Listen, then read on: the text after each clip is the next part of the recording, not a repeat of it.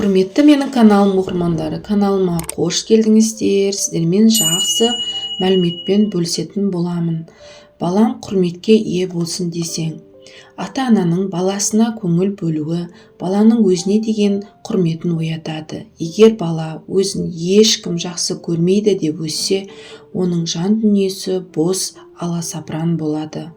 Өскенде не қалайтынын білмей, өзгемен қарым-қатынасты құра алмай қиналады.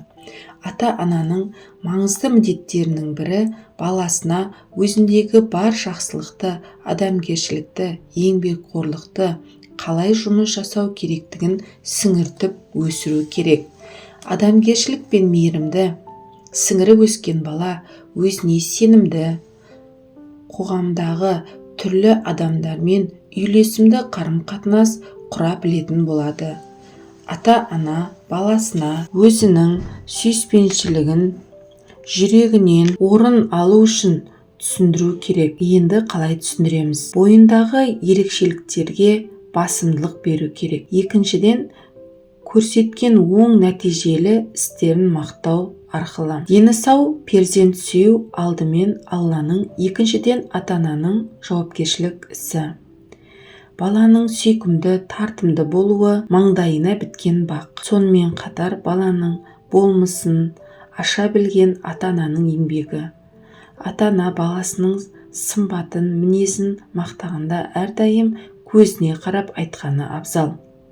Баланы тым асыра сілтеп мақтауға болмайды. Ол мақтау құмар нарцисс болып өсуі де мүмкін. Бұл Голландияның Амстердам университетіндегі ғалымдардың 7-11 жас аралығындағы балаларға арнап жүргізілген зерттеулерінен білуге болады. Ата-анасы үнемі мақтап отыратын балаларда осы қасиеттің ықтималдығы жоғары. Мақтау тек бір мәселеге, бір жағдаятқа байланысты болуы тиіс.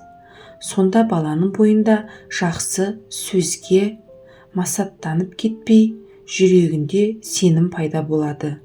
Қазіргі уақытта осындай жағдайлар қарқын алып келеді. Адамгершілік қасиет балалық кезде қалыптасады. Отбасының білмей жасаған іс-әрекеттері баланың болашағын трагедияға ұластыруы мүмкін. Егер бала тәрбие, өнер, спорт, білім саласында айтарлықтай жетістікке жетсе, сол үшін ата-анасы қолпаштауы тиіс.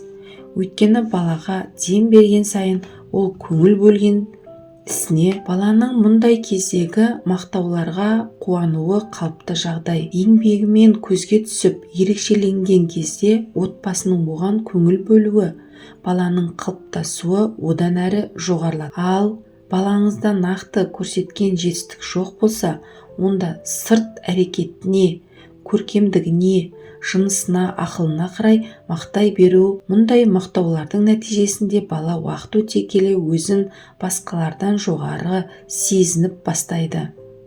Осындай ерекшелігін жетістік деп ойлауы мүмкін. Ол өзін артық санап, өзгелерге мұрын шүйіріп қарай бастауы мүмкін. Олар әлемді ата-ананың сөздері арқылы таниды. Осындай ересектердің қателігі жалпы баланың тағдырына кері әсерін беріп отыр. Мұндай бала есейгенде өз кемшілігін сараптап алмай, бәрінен артықпын деп ойлап, айналасына өзіне деген құрметті күтеді. Шынайылықты қабылдай білу қабілетінен айырылып, виртуалды әлемде өмір сүре бастайды. Сынға шыдамайды, тез ренжиді, ешкімді менсінбейді. Өзіне қаншалықты таңырқаса, өзгелерді соншалықты жек көре бастайды. Қанша рет жұп болуға тырысса да, өзін тым қатты жақсы көргендіктен, тым асқақ ұстанымнан онысы дұрыс нәтиже бермейді.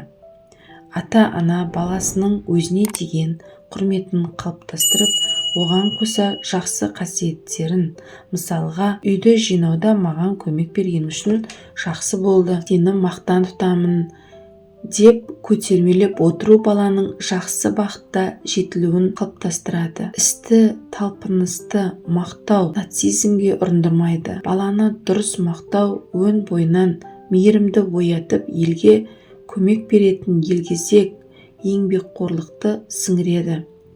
жақсы мен жаманды ажырата білетін саналы тұлға болып өседі.